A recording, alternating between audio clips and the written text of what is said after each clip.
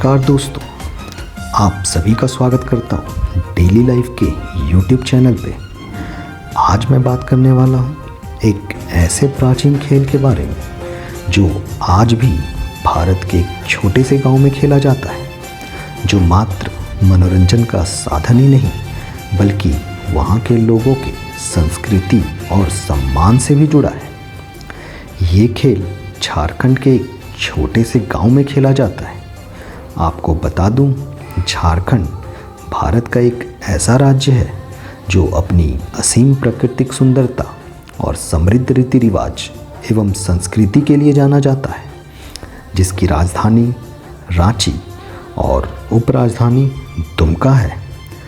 दुमका जो झारखंड राज्य के संथाल परगना कमिश्नरी क्षेत्र के अंतर्गत आता है, यह एक आदिवासी बहुल क्षेत्र है। इस क्षेत्र के आदिवासियों का रहन सहन, खान पान व खेल कूद की पद्धति अभी भी प्राचीन परंपराओं पर आधारित है।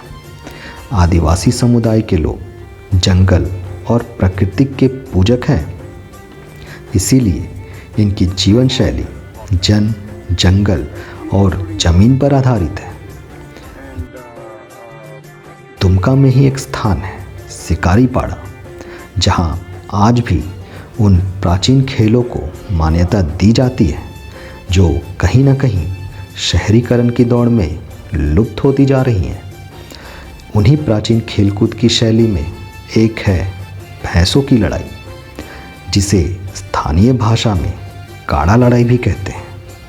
और इसी खेल को कवर करने के लिए हमारी डेली लाइफ की टीम जा पहुंची झारखंड राज्य अंतर्गत दुमका जिले के शिकारीपाड़ा स्थित भोक्ताडी गांव में, जहां व्यापक रूप से काड़ा लड़ाई के खेल का आयोजन किया गया। वैसे भारत के विभिन्न स्थानों में ऐसी प्रतियोगिता आयोजित की जाती है जिसमें मवेशियों की अहम भूमिका होती है। इसके अलावा विदेशों में भी इस प्रकार के प्राचीन खेलों का आयोजन किया जाता है, परंतु संथाल परगना में आयोजित की जाने वाली काड़ा लड़ाई अपने आप में अनूठी है। इस खेल को आयोजित करने वाले आयोजक ने बातचीत के दौरान इस प्राचीन खेल से जुड़ी जानकारियों को साझा करते हुए बताया कि इस खेल में भाग लेने के लिए आसपास के क्षेत्रों के आदिवासी लोग अपने अपने भैंसों को लड़वाने के लिए लाते हैं। काड़ा लड़ाई खेल का आयोजन खुले मैदान में होता है, जिसमें दो पक्ष होते हैं। अपने अपने भैंसों को उस खुले मैदान में एक दूसरे के सामने लाते हैं और जैसे ही भैंसों के मालिकों के द्वारा इशारा मिलता है, भैंसे आपस में भिड़ जाते हैं।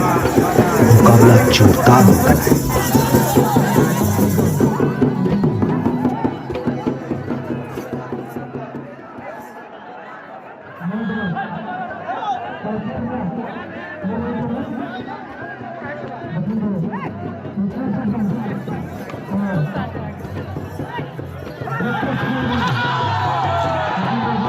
अक्सर लड़ते लड़ते भैंसे मैदान छोड़कर कार्यक्रम स्थल से काफ़ी दूर निकल पड़ते हैं और दर्शक भी इनकी लड़ाई का लुत्फ़ उठाने के लिए इनके पीछे पीछे हो पड़ते हैं और कार्यक्रम स्थल सूना पड़ जाता है। फिर आयोजकों को भैंसों को वापस मैदान में लाना पड़ता है, जो काफ़ी कठिन कार्य होता है, जिसे बड़ी ही सावधानी के साथ करना पड़ता है।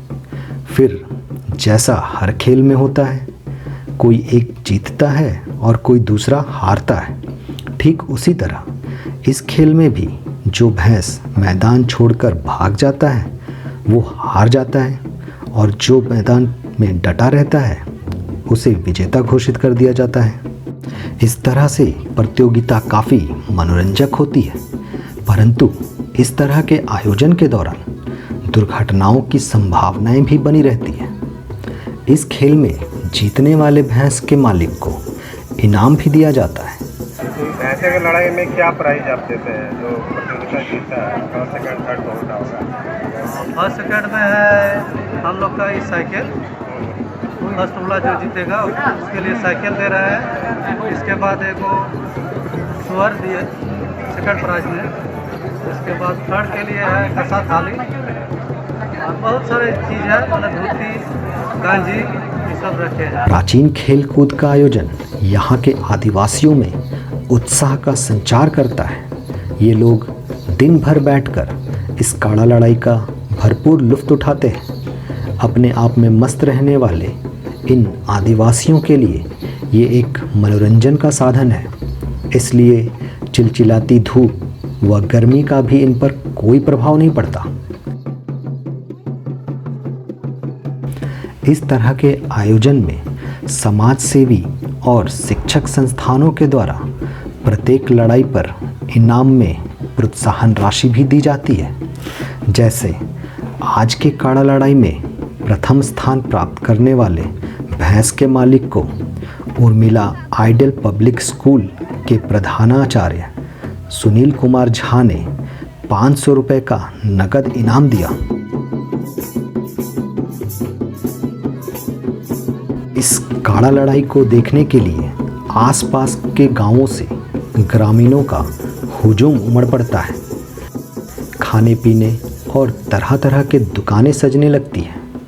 चारों ओर मेले सा नज़ारा दिखाई देता है। खासकर आदिवासी महिलाओं का झुकाव श्रृंगार प्रसाधनों की दुकान पर होता है। शहर के लोगों की भांति यहाँ के लोगों के हाथ में ना तो स्मार्ट एंड्रॉयड मोबाइल फ़ोन है और ना ही घरों में बड़े बड़े टीवी स्क्रीन हैं। शहर के लोग तो मानो मशीनों के गुलाम हो चुके हैं। सुबह से लेकर रात तक वो हर काम के लिए मशीनों पर निर्भर रहते हैं।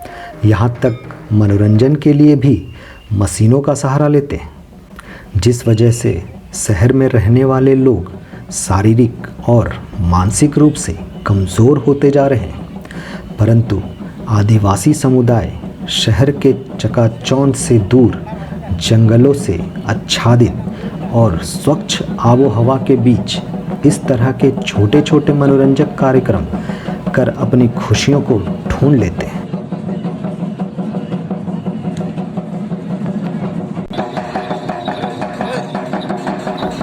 और इस तरह आदिवासी समुदाय अपने क्षेत्र में अभी भी छोटे छोटे प्राचीन खेलों की परंपराओं को संजोह कर रखे हुए हैं। इनकी प्रकृति से प्रेम और निकटता हमें अपनी संस्कृति एवं पर्यावरण को संरक्षित करने तथा सादगी भरा जीवन जीने की प्रेरणा देती है।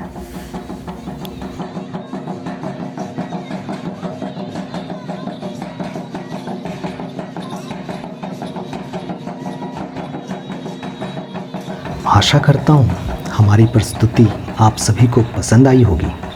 हमारी टीम ऐसी ही रोचक तथ्यों और जानकारियों को लेकर आपके समक्ष प्रस्तुत करते रहेगी।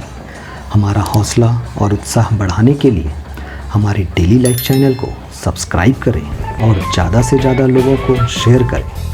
धन्यवाद।